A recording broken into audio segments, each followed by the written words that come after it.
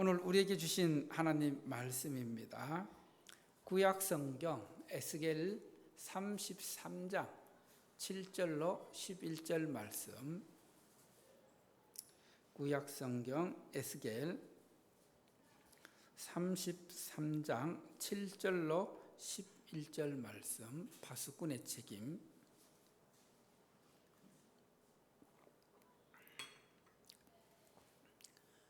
에스겔서 33장 7절로 11절 말씀.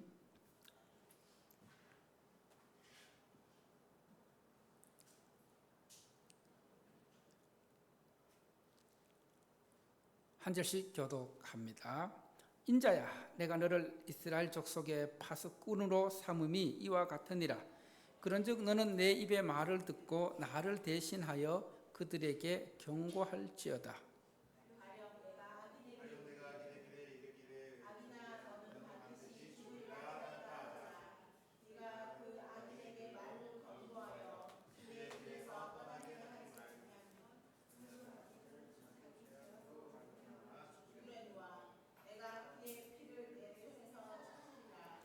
그러나 너는 악인에게 경고하여 돌이켜 그의 길에서 떠나라 하되 그가 돌이켜 그의 길에서 떠나지 아니하면 그는 자기 죄악으로 말미암아 죽으려니와 너는 내 생명을 보존하리라.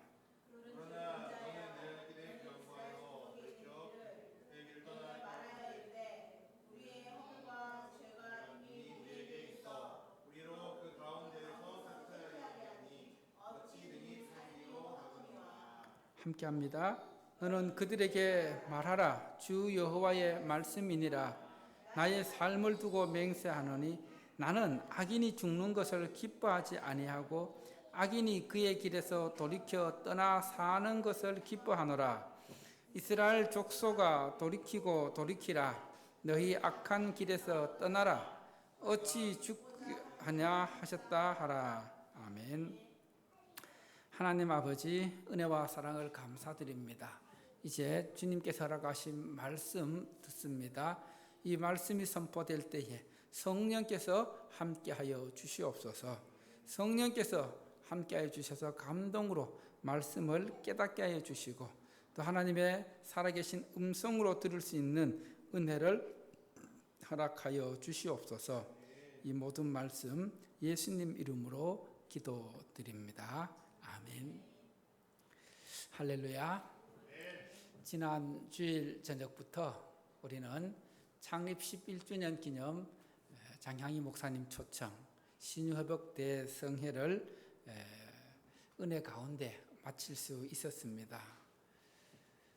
여러분은 어떠실지 모르겠지만은 장향희 목사님 같은 분을 우리 교회에서 모시고 집회를 할 수 있었다는 것 큰 은혜입니다. 영광입니다. 그리고 또 한편으로는 참 죄송하기도 했습니다.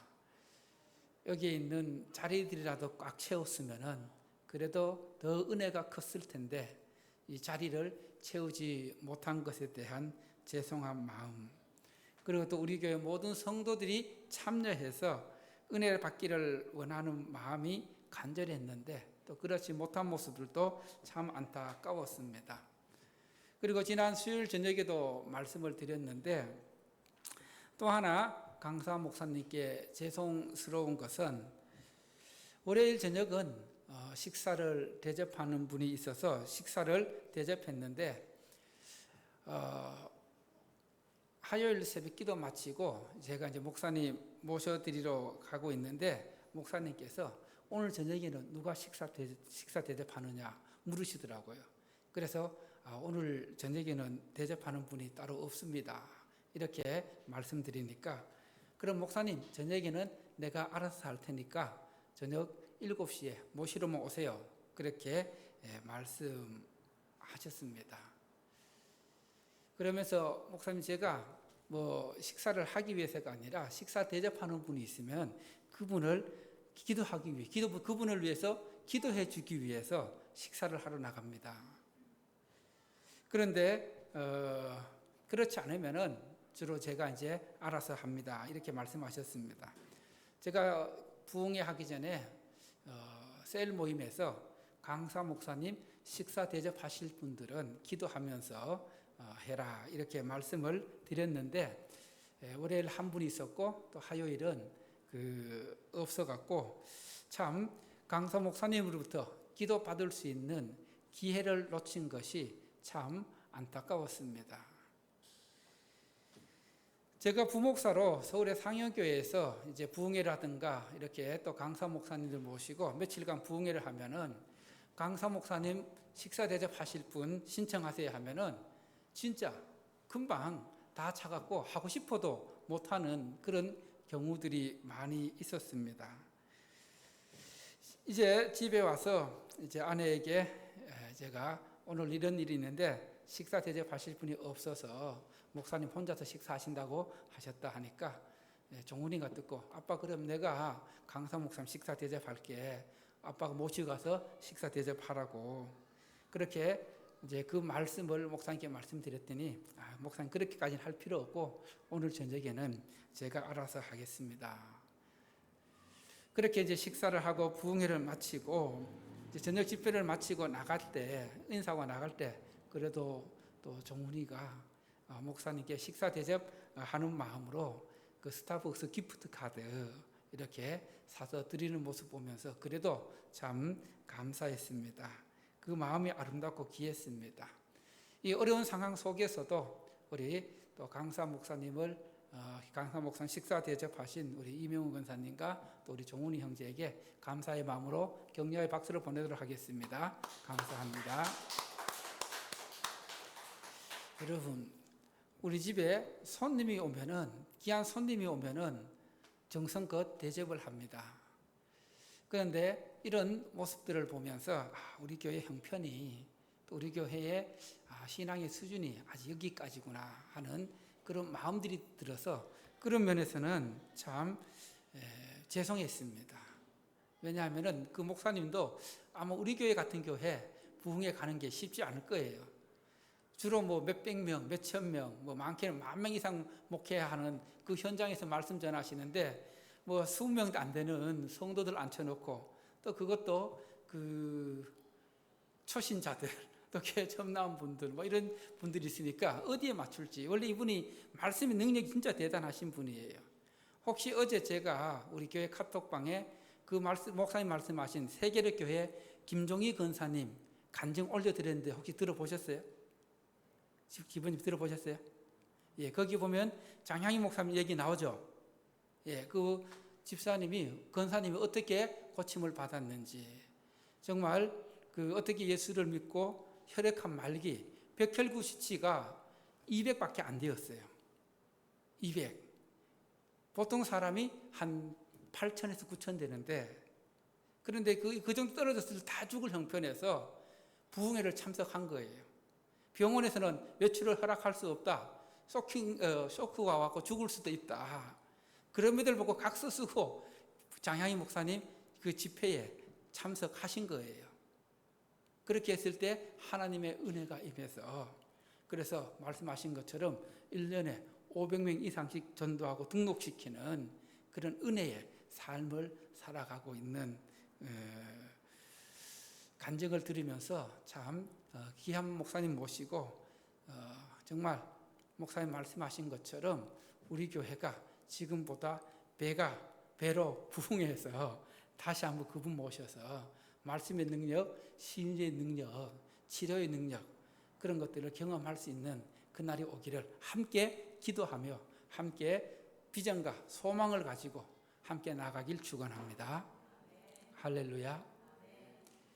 여러분, 교회 부흥은 목사님 말씀하신 것처럼 스가랴 4장 6절 말씀처럼 사람의 힘으로 능력으로 되는 것이 아니라 하나님의 능력으로 됩니다.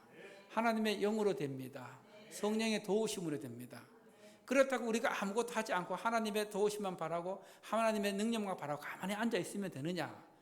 그렇지 않습니다. 따라합시다. 하나님은 천안교회 성도인 나를 통해서 부흥하길 원하신다.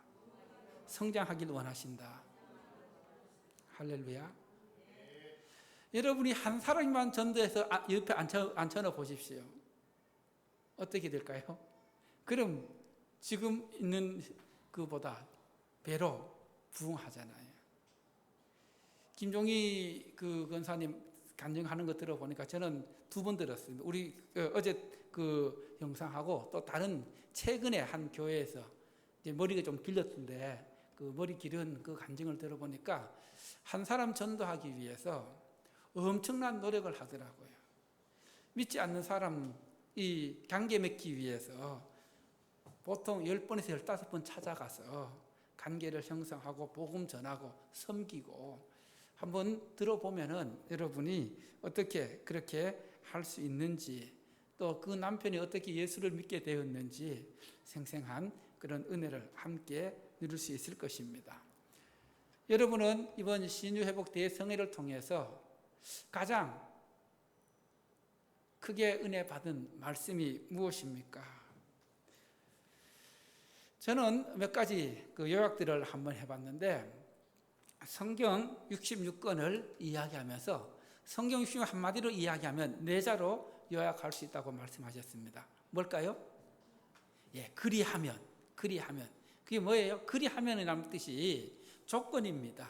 하나님의 말씀대로 살아가면, 하나님의 말씀대로 순종하면은 그 삶 속에 하나님께서 복을 주시고 들어가도 나가도 복을 주시고 능력을 주시고 기적이 일상의 삶이 되는 은혜를 주신다는 말씀이었습니다. 그래서 우리는 영에 속한 자가 되어야 할까요? 육에 속한 자가 되어야 할까요? 예, 영에 속한 자. 그래서 영에 속한 자와 육에 속한 자의 차이점을 분명하게 말씀하셨습니다. 영에 속한 자는 늘 말씀처럼 어떤 삶이에요? 감사하는 삶. 범사에 감사하라. 감사하는 삶. 그러나 육에 속한 사람은 매사에 불평, 불만, 원망, 부정적인 생각들. 그리고 또 영에 속한 사람들은 하나님 앞에 나올 때 예배 드리러 옵니까? 예배 보러 옵니까? 여러분은 예배 드리러 왔어요? 예배 보러 왔어요? 예, 영에 속한 자들은 예배 드린다. 그리고 또 영에 속한 자들은 로마서 8장 5절 10절 말씀처럼 육에 속한 자는 육신의 생각을 하고 영에 속한 자는 영의 일을 생각한다 했는데 육신의 생각은 사망이고 영의 생각은 생명과 평안이라는 말씀. 그러면서 또 하나님께서 복을 주시는데 그냥 복을 주시는 게 아니다. 복 받는 길이 따로 있다. 비행기가 가는 길이 따로 있고 배가 가는 길이 따로 있는 것처럼 복을 받는 성도가 가야 할 길도 따로 있다. 축복의 통로가 따로 있다. 그러면서 여러분 하나님께서는 5가지를 통해서 5가지의 통로를 통해서 복을 주신다고 말씀하셨습니다. 그 5가지 기억하십니까? 첫 번째가 뭐예요? 말씀을 통해서 하나님께서 복을 주십니다. 할렐루야. 말씀. 그래서 그 말씀도 3가지가 있다고 말씀하셨죠. 기록된 말씀, 오신 말씀, 선포된 말씀. 이 강단에서 선포되는 말씀을 통해서도 하나님께서 능력을 베푸십니다. 은혜를 주십니다. 복을 주십니다. 그리고 또 2번째는 교회를 사랑하는 마음. 교회를 통해서 하나님께서 복을 주신다. 여러분들이 우리 천안상형교회를 사랑하면서 잘 섬기면 하나님께서 뭘 주신다? 복을 주신다. 그러면서 진짜 사랑하는지 사랑하지 않는지 그 3가지 기준을 말씀하셨습니다. 그 3가지 기준을 갖다 대보면은 사람이든 교회든 내가 진짜 온 마음을 다해서 사랑하고 있는지 그 3가지가 무엇이었습니까? 첫 번째, 마음이 가야 돼. 마음이, 예. 그 다음 2번째가 뭐예요? 몸입니다. 몸이 따라가는 사랑. 3번째가 물질. 이 3가지 중에 한 가지라도 부족하면은 완전한, 충분한 진짜 사랑이 아니라는 거예요. 그래서 여러분들이 정말 여러분의 부모가 되든 여러분의 가족이 되든 우리 천안상형교회가 되든 몸과 마음과 물질로 온전한 사랑을 통해서 하나님께 복받는 삶이 되기를 축원합니다. 그리고 세 번째가 뭐였습니까? 주의 종을 통해서. 왜냐하면 하나님께서 주의 종에게 축복권을 주셨기 때문에 그 주의 종의 축복을 통해서, 그래서 여러분들이 담임 목사인 저의 기도를 받으면 받을수록 하나님께서 복을 주십니다.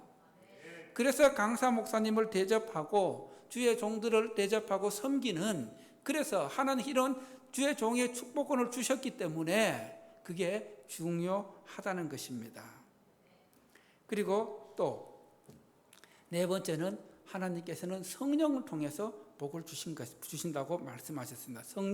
성령의 인도하심 가운데 성령의 능력으로 복을 주신다. 그 다음에 다섯 번째가 유전적 축복. 따라서 유전적 축복. 복이 흘러가야 된다는 겁니다.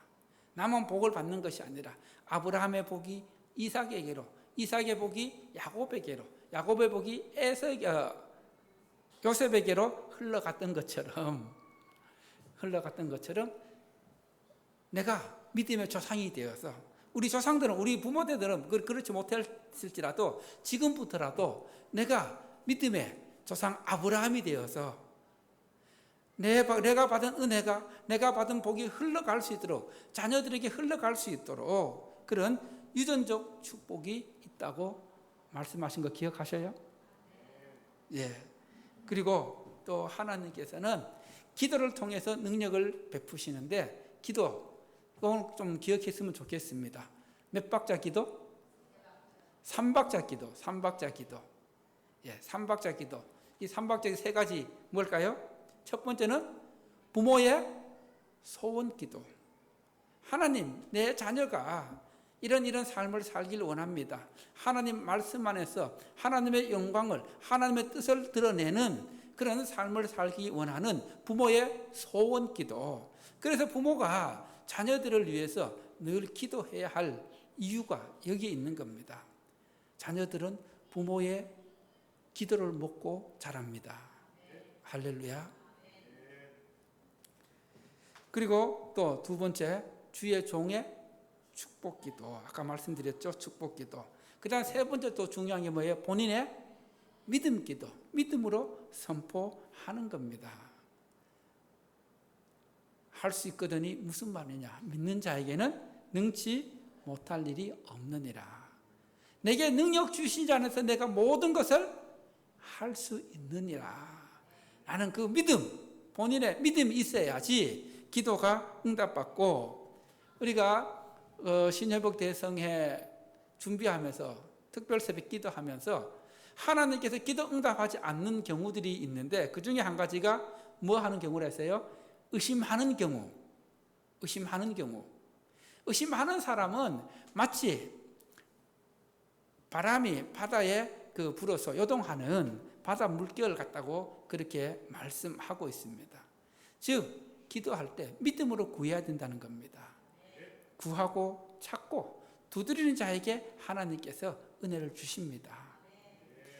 여러분, 잘 익은 열매를, 사과를, 또 홍시를 그냥 입 벌리고 가만히 있으면 입에 떨어집니까? 안 떨어집니다. 내가 어떻게 해야 돼요? 따야 됩니다. 따먹어야 그것을 내 것으로 만들 수 있는 겁니다. 그것처럼 우리도 하나님 앞에 기도해야 합니다. 구해야 합니다. 요 며칠간 제가 부흥회 마치고 새벽 기도하면서 아무도 없는 저 혼자 새벽 기도하면서 하나님 언제쯤 여기에 기도의 자리를 채워주실까요? 그런데 또 하나 어떤 생각이 들었냐면은, 제가 혼자 이렇게 기도하고 말씀 전하고 있는데 다른 교회 교인들이 처음 왔을 때 어떻게 생각할까? 그분이 또 우리 교회 새벽 기도에 나오고 싶은 마음이 들까 하는 그런 마음들이 들었습니다.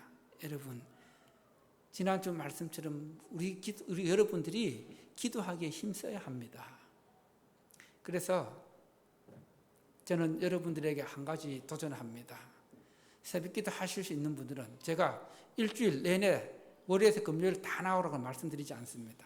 당번을 정해서 월요일은 누구, 화요일은 누구, 수요일은 누구 이렇게 당번을 정해서 좀 기도의 자리를 그렇게라도 지켜나갈 수 있는 우리 천안 상형교회가 되기를 축원합니다. 힘들죠? 새벽에 일어나서 새벽기도 하기 쉽지 않습니다. 그러나 평생을 새벽기도를 통해서 기도하며 사는 분들 있습니다. 그 김종희 권사님도 처음에 새벽기도 갔을 때 어떻게 했는지 아세요? 하나님의 2시간 작전기도 해놓고 그냥 대놓고 누워서 잤대요. 2시간 동안 코 골면서 잤습니다. 그러다가 자꾸 은혜가 들어오다 보니까 이제 주기도문을 외우게 되고 하나님을 부르게 되고, 그리고 또 그 남편은 처음 새벽기도 가서 엄청나게 하나님께 은혜 받고 새벽기도하는 그런 집사님이 되었다고 간증하는 것을 들었는데, 여러분 중요한 것은 따라합시다. 하나님은 새벽에 도우신다. 새벽에 역사하신다. 여러분 하루에 새벽만큼 내가 시간만 조금만 새벽만 기도할 수 있는 좋은 시간이 없습니다. 왜냐하면 하루 일과가 시작되면 분주해서 바빠서 또 여러 가지 어떤 일에 치여서 계획에 치여서 기도하기가 쉽지 않습니다. 그래서 좀 힘들더라도 여러분들이 일주일에 한두 번씩이라도 새벽에 와서 기도하면서 교회를 위해서, 가정을 위해서, 여러분의 자녀를 위해서 기도를 심는, 기도의 씨앗을 심는 여러분 되시기를 축원합니다. 할렐루야. 오늘 우리에게 주신 이 본문 말씀, 에스겔 선지자는 바벨론이 예루살렘을 침공하여서 그때 일부의 사람들을 포로로 잡아갔습니다. 그때 포로로 끌려간 제사장 중에 한 명이 에스겔이었습니다. 에스겔이 포로로 끌려가서 그발 강가에서 포로 생활하고 있는 가운데 하나님께서 찾아오셔서 그를 선지자로 부르십니다. 아직 그때는 예루살렘이 완전히 망하지 않았습니다. 그래서 너는 예루살렘 이스라엘 백성들에게 내 말을 잘 전해라, 경고해라. 너희가 돌이키고 나에게로 돌아오면은 너희가 살지만은, 그러나 돌이키지 않고 회개하지 않고 돌아오지 않으면 너희는 결국 이 바벨론에 의해서 완전히 멸망당하고, 그리고 예루살렘 성전은 파괴될 것이고, 그리고 너희들은 포로로 끌려오게 될 것이다. 이런 말씀을 전하게 됩니다. 우리가 지금 에스겔서를 성경 통독을 하고 있는데 그 내용들이 그대로 나와 있습니다. 이제 에스겔은 하나님의 말씀을 받아서 열심히 전했습니다. 하나님의 말씀을 경고로 전했습니다. 그리고 이제 오늘 말씀은 이스라엘 백성들이 하나님의 말씀을 무시하고 경고를 듣지 않았을 때에 완전히 멸망당하고 포로로 끌려갔습니다. 그리고 나서는 회개와 회복을 전하는 또 파수꾼의 역할을 감당하게 됩니다. 오늘 말씀 첫 번째 따라합시다. 파수꾼으로 부르신 하나님. 하나님은 에스겔 선지자를 파수꾼으로 부르셨습니다. 여러분, 파수꾼이 뭐 하는 사람입니까? 파수꾼은 옛날에 같은 경우는 성 높은 곳에 올라가서, 망대에 올라가서 적이 오는지 안 오는지, 약탈이나 침략을 목적으로 은밀하게 접근하는 적을 발견해서 그 적을 발견하면 즉시 나팔을 불어서 백성들에게 경고로 알려주는 것이 파수꾼입니다. 하나님께서는 이스라엘이 멸망하기 전에 아모스, 그리고 예레미야, 이사야, 에스겔 선지자 이런 사람들을 영적인 파수꾼으로 부르셨습니다. 그래서 하나님의 말씀으로 경고했습니다. 오늘 말씀도 하나님께서 에스겔 선지자를 파수꾼으로 부르신 것을 우리에게 보여주고 있습니다. 자, 7절 말씀 함께 봅니다. 7절 말씀입니다. 시작. 인자야, 내가 너를 이스라엘 족속의 파수꾼으로 삼음이 이와 같으니라. 그런즉 너는 내 입의 말을 듣고 나를 대신하여 그들에게 경고할지어다. 아멘. 하나님께서 에스겔을 이스라엘의 파수꾼으로 삼으셨다고 말씀하십니다. 파수꾼으로 삼으신 것은 하나님을 대신하여 하나님의 말씀을 통해서 백성들에게 경고하기 위함입니다. 여러분, 파수꾼은 경고해야 될, 알려야 할 책임이 있습니다. 그것이 그들의 역할입니다. 그런 역할을 하지 못하면은 파수꾼은 그 책임이 엄청난 것을 알게 됩니다.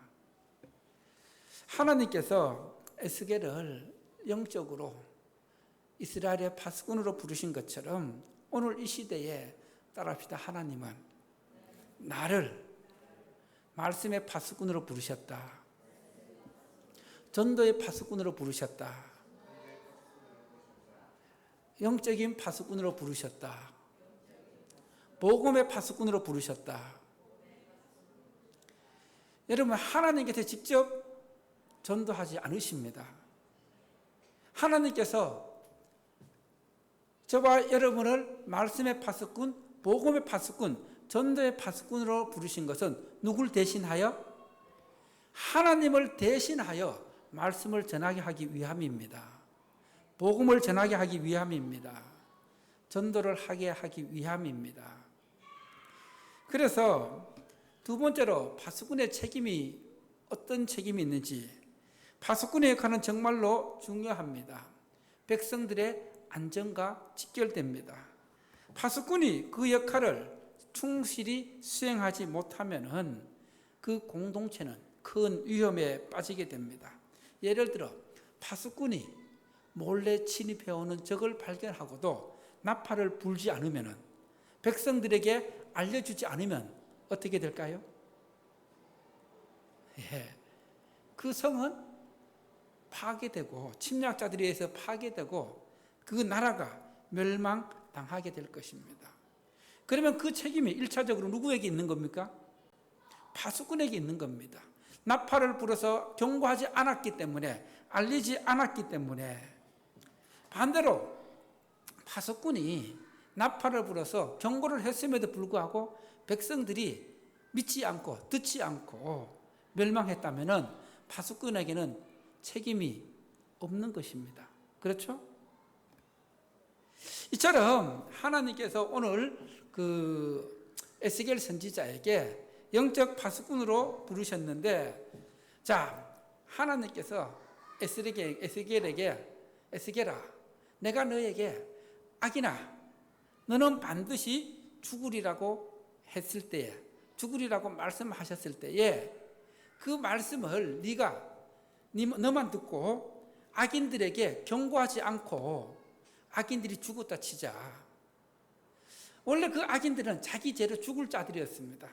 악인들은 그 죄로 죽는 것이 마땅하지만은, 그러나 너에게도 책임이 있다 없다? 책임이 있다 없다? 책임이 있다는 겁니다. 왜냐하면은 그 악인이 듣고 돌이키고 하나님께 돌아올 가능성이 있다 없다? 있다. 그래서 하나님께서 말씀하시잖아요. 나는 악인이 죽는 것을 기뻐하는 것이 아니라 악인이 돌이키고 돌이켜서 사는 것을 뭐 하노라? 기뻐하노라.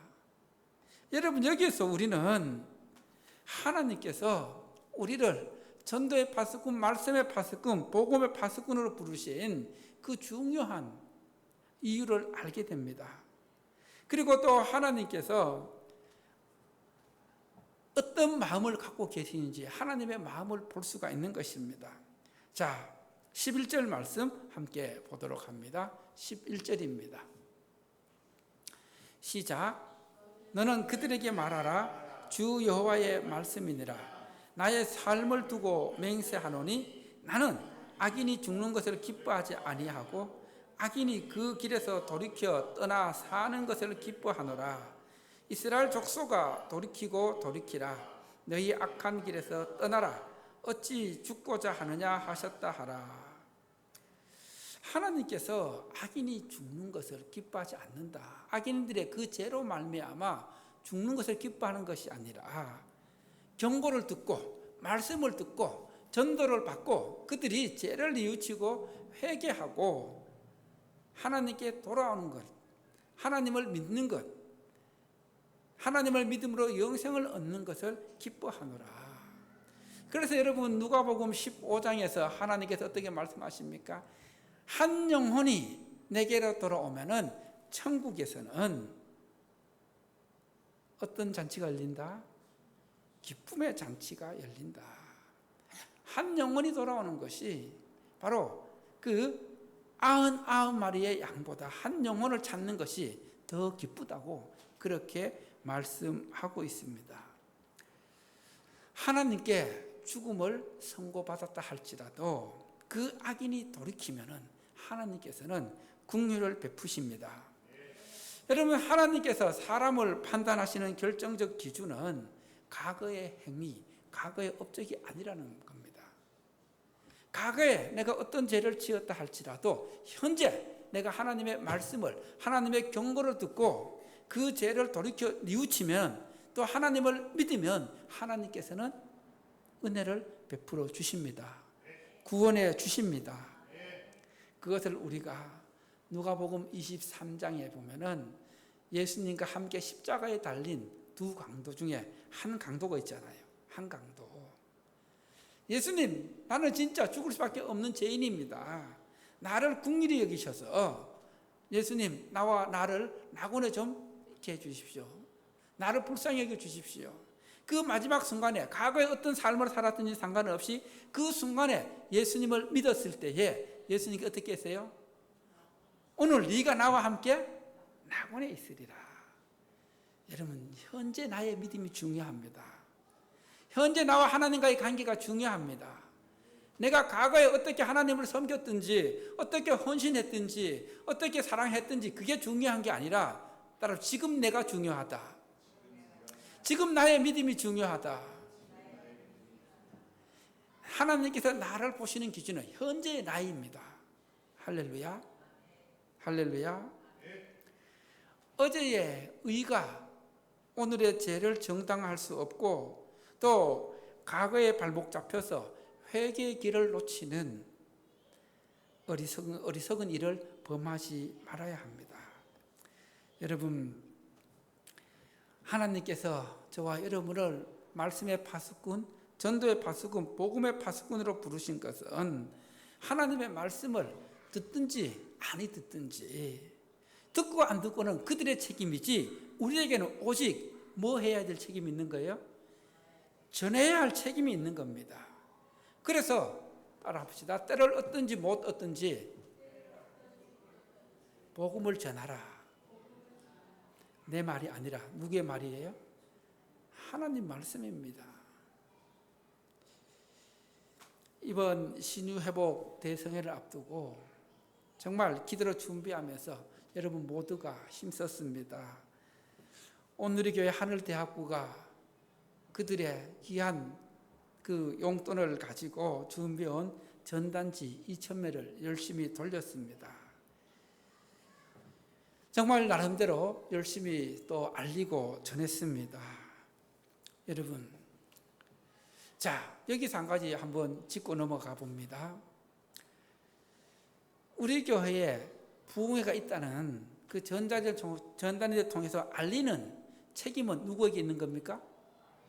예? 우리에게 있습니다. 나에게 있습니다. 그런데 그들이 전단지를 받고도 그 우리 교회 부흥에 있다는 것을 알고 오지 않아서 은혜를 받지 못한다. 하나님을 알지 못하고 나중에 심판받으면 그 책임은 누구에게 있는 걸까요? 그 사람에게 있는 겁니다.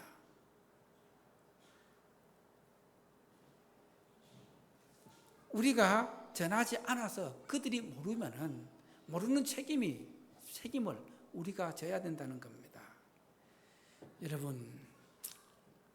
여러분이 하나님의 자녀로서 영적인 파수꾼으로서, 복음의 파수꾼으로서, 전도의 파수꾼으로서 책임과 사명이 있다는 것을 마음에 새기고 내 주변에 가까운 분들, 가족들, 친구들, 또 동료들, 그들에게 한 번은 꼭 복음을 전해야 합니다.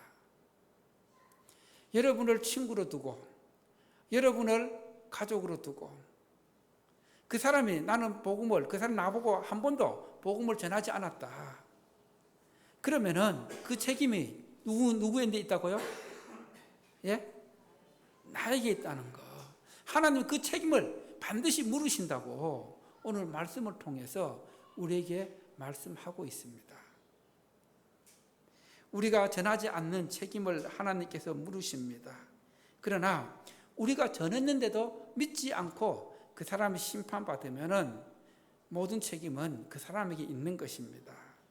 그래서 우리는 오늘 말씀을 통해서 나에게 파수꾼의 책임이 있다는 것을, 전해야 되는 책임이 있다는 것을 기억하면서 듣든지 안 듣든지, 열매가 있든지 없든지 그것은 나의 몫이 아니라 하나님의 몫이라 생각하고, 정말 내가 복음의 파수꾼으로서 책임을 다해야 할 영혼이 누구인지 그 영혼들을 다시 한번 점검하면서 기도하면서 복음을 전할 수 있는, 그래야 우리 교회가 하나님께서 구원받는 사람을 더하는 은혜를 베풀어 주십니다. 할렐루야. 이제 우리 함께 찬송하면서 봉헌합니다.